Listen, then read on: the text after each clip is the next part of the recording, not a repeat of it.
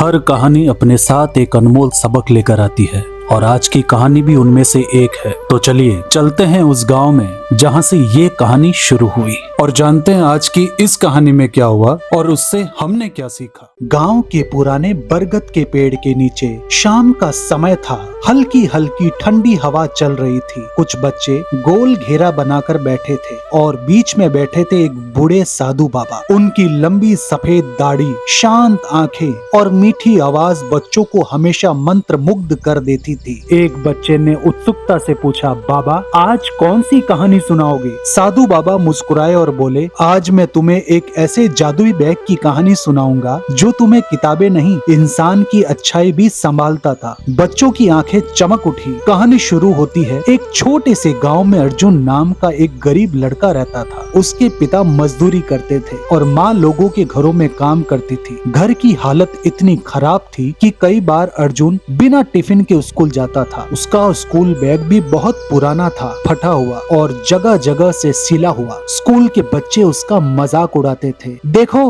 अर्जुन का बैग फिर फट गया। अरे इसके पास नया बैग खरीदने के लिए पैसे ही नहीं होंगे। अर्जुन चुपचाप सब सुनता और मुस्कुरा देता, लेकिन वह दिल का बहुत अच्छा था। एक दिन स्कूल से लौटते समय उसे रास्ते में एक बूढ़ी दादी मिली। उनकी सब्जियों की टोकरी सड़क पर गिर गई थी। बाकी बच्चे हंसते हुए निकल गए, लेकिन अर्जुन रुक गया। उसने सारी सब्जियां उठाई और दादी को घर तक छोड़ आया। दादी ने खुश होकर कहा, बेटा तुम्हारा दिल बहुत साफ है, भगवान तुम्हें हमेशा खुश रखे। उस रात अर्जुन जब अपना बैग खोलने लगा तो अचानक बैग के अंदर से आवाज आई, आज तुमने किसकी मदद की? अर्जुन डर गया। उसने इधर उधर देखा, लेकिन वहाँ कोई नहीं था। आवाज फिर आई, डरो मत अर्जुन, मैं तुम्हारा बैग हूँ। मैं सिर्फ उन्हीं बच्चों के पास आता हूँ जिनका दिल अच्छा होता है। अर्जुन हैरान रह गया, धीरे से बोला, मैंने आज एक दादी की मदद की। तभी बैग चमकने लगा और उसके अंदर एक नई पेंसिल दिखाई दी। अर्जुन की आंखें फटी रह गई। अगले दिन उसने उस स्कूल में देखा कि उसके पास लिखने के लिए अच्छी पेंसिल है। वह बहुत खुश हुआ। अब रोज रात को बैग उससे वही सवाल पूछता, आज तुमने किसकी मदद की? अगर अर्जुन किसी की मदद करता तो बैग में कोई नई चीज मिल जाती। कभी नई कॉपी, कभी टिफिन, कभी किताबें और कभी रंग। धीरे धीरे अर्जुन की पढ़ाई भी अच्छी होने लगी। लेकिन सबसे खास बात ये थी कि वह पहले से भी ज्यादा लोगों की मदद करने लगा। किसी दोस्त का बैग उठाना, किसी बूढ़े को सड़क पार कराना, किसी भूखे को अपना खाना देना और हर बार जादुई बैग उसे इनाम देता। लेकिन फिर एक दिन स्कूल में एक अमीर लड़का नया महंगा वीडियो गेम लेकर आया। सभी बच्चे उसके आसपास जमा हो गए। अर्जुन को भी वह गेम चाहिए था। उसके मन में लालच आ गया।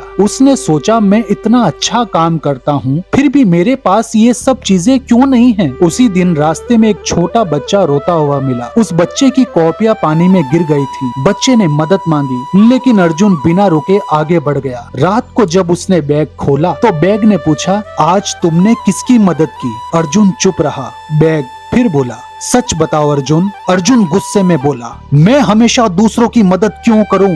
अब मुझे सिर्फ अपने बारे में सोचना है। इतना सुनते ही बैग की चमक गायब हो गई। अंदर रखी सारी चीजें धीरे धीरे गायब होने लगी। पेंसिल, किताबें, टिफिन, सब कुछ खाली हो गया। अर्जुन डर गया, नहीं ऐसा मत करो। तभी बैग की धीमी आवाज आई, जब दिल से अच्छाई चली जाती है तो जीवन से बरकत भी चली जाती है। अर्जुन की आंखों में आंसू आ गए। उसे अपनी गलती समझ आ गई। अगले दिन वह उसी छोटे बच्चे के पास गया और अपनी कॉपियां उसे दे दी। फिर उसने गांव के कई लोगों की मदद की। उस रात जब उसने बैग खोला तो बैग फिर हल्का सा चमका। अंदर एक छोटी सी नई पेंसिल रखी थी। बैग बोला, अच्छाई कभी पूरी तरह खत्म नहीं होती, बस उसे फिर से जगाना पड़ता है। साधु बाबा ने कहानी खत्म की और बच्चों की तरफ देखा। सभी बच्चे शांत बैठे थे। एक छोटे बच्चे ने धीरे से पूछा, बाबा क्या सच में ऐसा जादुई बैग होता है? साधु बाबा मुस्कुराए और बोले, हाँ बेटा, वो जादुई बैग हर इंसान के अंदर होता है।